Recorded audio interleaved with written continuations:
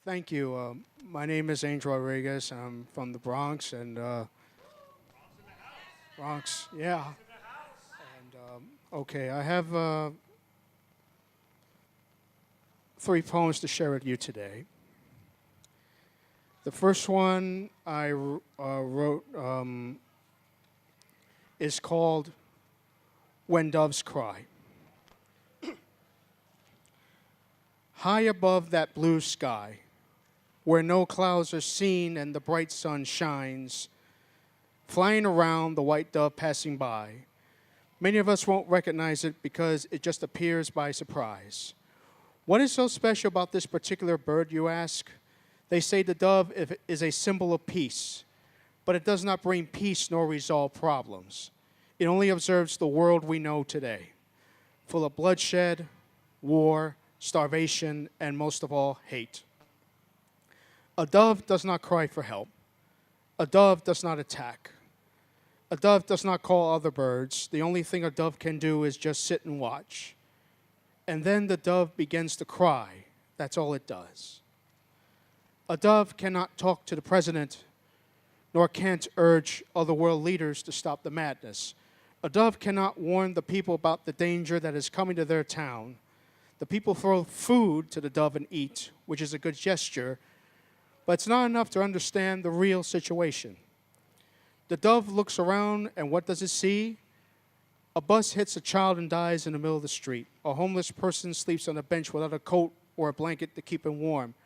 A burglar robs a man without warning and shots him with a gun and dies. A family cries as they watch their home burn down by an out-of-control fire. A man punches another man from behind, and people just stood and watched. A man pushes a man down the subway tracks, then a train arrives at the station and it stops. They never noticed that somebody was on the tracks. Soldiers killing soldiers in a war gone mad. Innocent bystanders caught in the middle of the crossfire ended up shot and killed. A man grabs an innocent woman from behind and rapes her on the spot. A couple discovers that one of them has an STD. A man is having a heart attack. Another man is having a stroke. They all cry for help. But the dove just stood there and watched. And the dove cries, and the dove flies away. The dove flies to other parts of the world and sees the same thing over and over again. As the dove flies away, it realized that the world is not as peaceful as it used to be. And the dove thought, maybe some people don't believe in peace, but the people can remind themselves without war, violence, or prejudice. The dove knows it can't help us, but the dove reminds us why the pain can't go on forever. When doves cry, we cry with them. When doves fly, we stop and look. Doves bring us peace for a reason. They remind us that peace is a slow process, but humanity has a responsibility to show the world that love is always around us.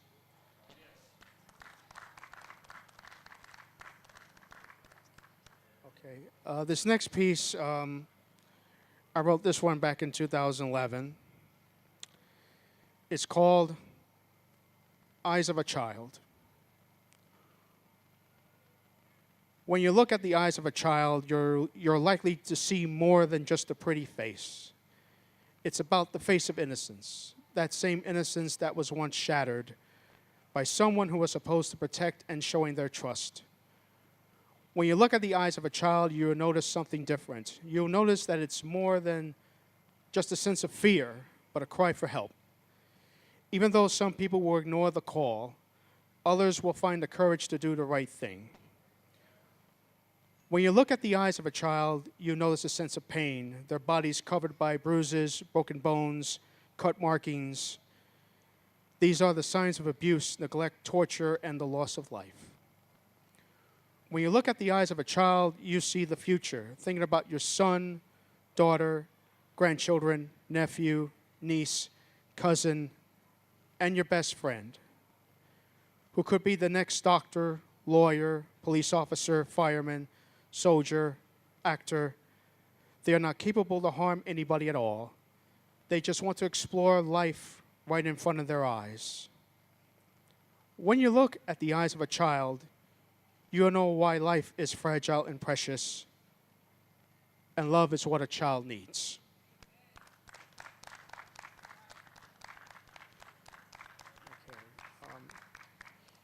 This last one is very personal to me.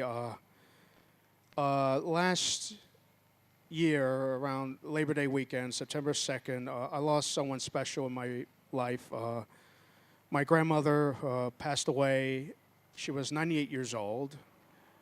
And I wrote this poem.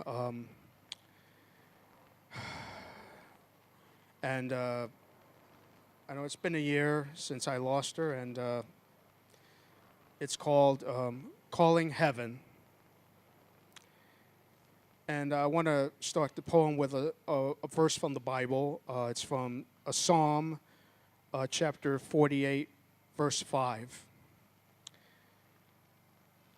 God is in the midst of her, she shall not be moved.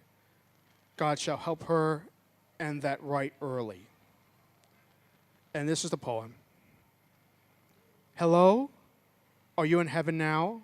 If you are, I hope you are happy there. I want to know what heaven looks like. Is it a good place to live in? Is it like New York? Does it have condominiums?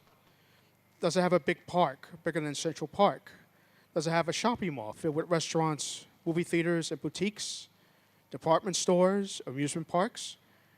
I'm sure it's a great place, just like on Earth.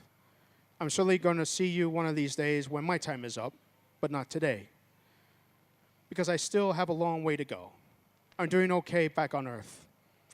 Mom and Dad are fine, and so is my sis, my nephew, aunts, uncles, and cousins too. But whether I'm working, exercising, riding, or playing with my nephew, I still think about you. As far as I go, I'm still with my family. I still have friends and making new ones too. I thought I was alone, but I'm not. You are not alone. You're with your friends and relatives up there. I love you and I miss you. You are the most important person in my life. And nothing can break up our bond, whether it's life or death.